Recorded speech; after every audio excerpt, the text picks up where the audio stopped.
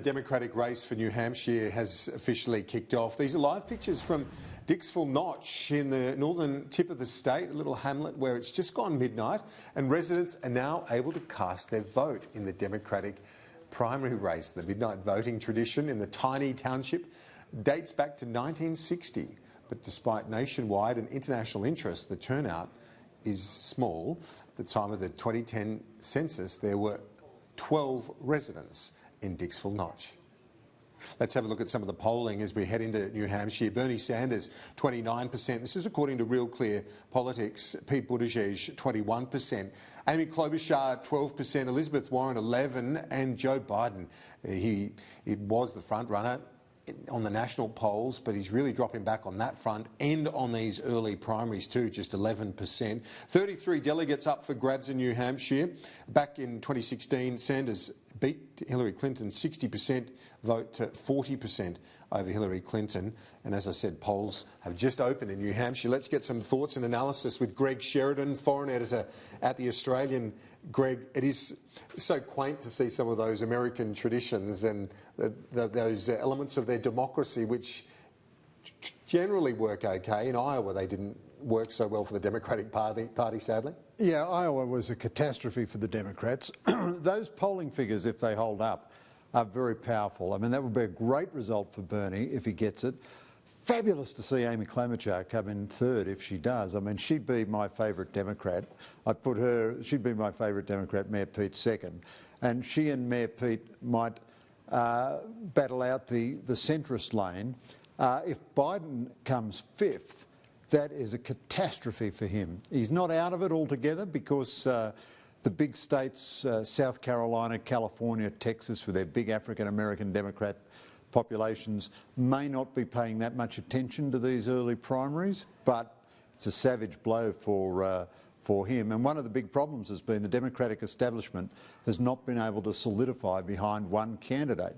Biden, Buttigieg, Klobuchar, or now Mayor Mike Bloomberg. Is there a chance that they will get behind Bloomberg? I know that he's holding his entry into the race back. He's spending a lot of money on advertising now. Well, Bloomberg has, the best friend you can have in politics in America, ready money, and a limitless supply of it. He can spend, he spent more money in the last month than all the other candidates combined. But it's not clear to me that money alone can win this. And Bloomberg, in many ways, is not an attractive candidate. He's another guy in his 70s. He's pretty eccentric. He's a plutocrat in a party which is tending towards left-wing populism. Mayor Pete has kind of caught fire, but you can't write Bernie off. He might be the Jeremy Corbyn of American politics, and just his connection with the rank-and-file Democrats might just overcome everything else. And who would Donald Trump be fearing most, do you think? Would he be fearing the populism of Bernie, albeit from the other end of the political spectrum? Trump showed us that no one is unelectable, but I think his preferred candidate would be Bernie Sanders. If he couldn't beat Bernie Sanders, it'd be very surprising. Bernie Sanders describes himself as a socialist, took his honeymoon in the Soviet Union, made all kinds of pro-Soviet comments. I mean, he is the American Jeremy Corbyn. A certain group of ahistorical, basically empty-headed college graduates who are victims of contemporary education think he's terrific. But, the idea that middle Americans worried about the economy are going to trust Bernie Sanders. He wants to abolish all health care, all private health care, all private health insurance. So Trump would love to fight Bernie. I mean, Biden looked the most formidable to him because Biden had the support amongst white voters in the Midwest industrial states. I think, Mayor Pete has the potential to be an Obama or a Clinton, just come from nowhere. But whether any of them can withstand 5 months of withering fire from Trump, I don't know. Biden just seems to lack a lot. I mean, I know, as you said, he's another politician in their 70s, but he looks like he doesn't have the energy of, say, a Sanders or even anywhere near a Trump. But what about Klobuchar? Because you touched on her as a candidate. Why do you like her, and can you give our viewers a sense of what she's all about? Because she doesn't have the name that the others do. Yeah, Amy Klobuchar is a mainstream traditional Democrat. So she's a centre-left politician. She wants to help poor folks. She wants to help middle-class folks. She wants the system to be more equal. but she's very sensible. She's very grounded in reality.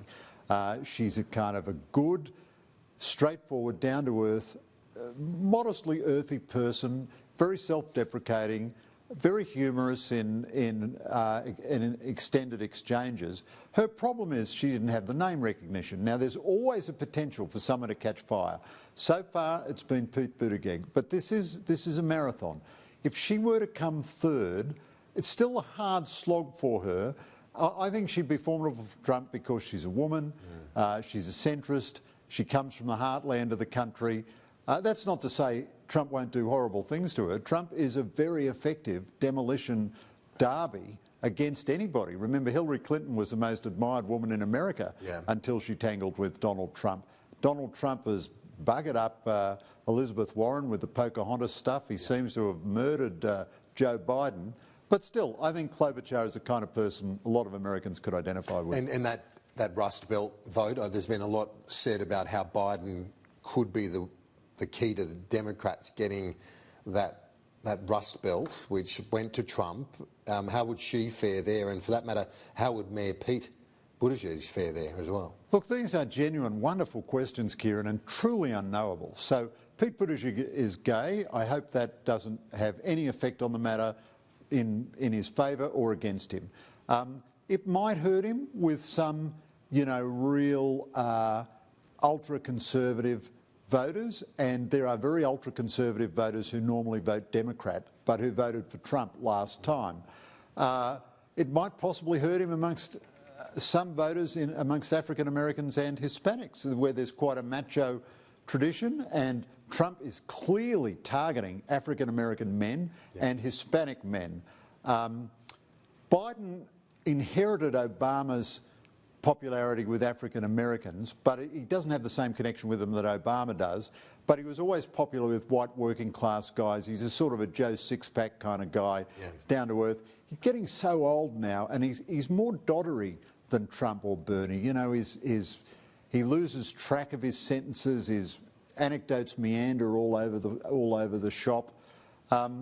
Klobuchar, I mean, it may be that there's a prejudice against voting for a woman amongst some of those very conservative voters, but I think she'd be as well placed as any of those Democrats. And we're talking about slicing the electorate into small slices now. We're talking about white working class voters in Michigan and Pennsylvania and West Virginia, and a few other key swing demographics that Trump stole from the Democrats. And as we know, the question of who shows up as well is always the one that hangs over any predictions in the US, as we saw at the last election. Let's finish. I want to talk to you about Jokowi, the Indonesian president, his address yesterday. This is a relationship, Australia and Indonesia, that we've talked a lot about over the years, but increasingly it is pivotal to our future, isn't it? Well, it is, Kieran, you're right. And in a sense it always has been. I mean, I thought Paul Keating was absolutely right when he said Suharto's coming to power and the end of the communist insurgency or political insurgency in Indonesia in the mid-60s was strategically the best thing that ever happened to Australia, even if Suharto, a lot of things not to like about his rule. No country has the potential to do Australia more harm if things go badly than Indonesia. Maybe China does, but certainly Indonesia. I mean, you think of refugees, what could happen in Papua New Guinea, our trade through the archipelagic state, just the size of the place, 250 million. But also it now has a huge positive potential for us. It is not growing as quickly as we'd like, but it is growing pretty quickly, and it's a big economy. So Scott Morrison believes it's key to our efforts to diversify our economy away from China. It's key to our standing in the region. I thought Jokowi's speech, this is an overworked word, but I thought it was genuinely historic. Who would have believed that Jokowi would say Australia is Indonesia's best friend? And with the exception of the magnificent Sky News and the newspaper for which I work, I don't think the Australian media recognised what an enormous change that was. And Jokowi is very miserly in spending his political capital. For him to spend it on the Australian relationship is quite something. But it's also, and I know there have been people scoffing at that suggestion, but the fact is, in a strategic sense, they recognise, don't they, the problematic nature of China's assertiveness. You know, they often say that Indonesia looks north as opposed to looking south, but increasingly they are looking south, aren't they, in a strategic sense, because they know they've got issues they've got to manage with China going forward as well. That's right, Kieran. I think in a way, while I would never equate China and the US, I do think Indonesia feels pulled by these two giant powers, pulled and a bit pushed around by both of them. The Chinese treat them very roughly in the waters around the Natuna Islands, and the Americans put him under a bit of pressure to resist China as well. Now, the most influential friend they have with America is Australia. There's no doubt about that. A huge part of our relationship with Indonesia is our influence in Washington. Also, no one else can help them surveil the waters of the Natuna Islands in the South China Sea like we can. There's joint operational capability, and we're a big advanced economy that really cares about them. So the nearest big friend they have is Australia. It's not exactly that they look south. I mean, they never deploy their navy south or anything, but they want to have this strategic friendship, as do we. And I mean, we have Australian governments, coalition governments, have removed the big structural impediments to a good relationship with Indonesia. East Timor is gone, the boats are gone, now we have a free trade agreement. Who would have thought Indonesia, which is a very protectionist country, could do a genuine free trade agreement with Australia? These are giant steps forward in this relationship, and I'm frankly surprised on the upside that Jokowi was able to embrace it, because he's not a very dramatic leader in foreign policy.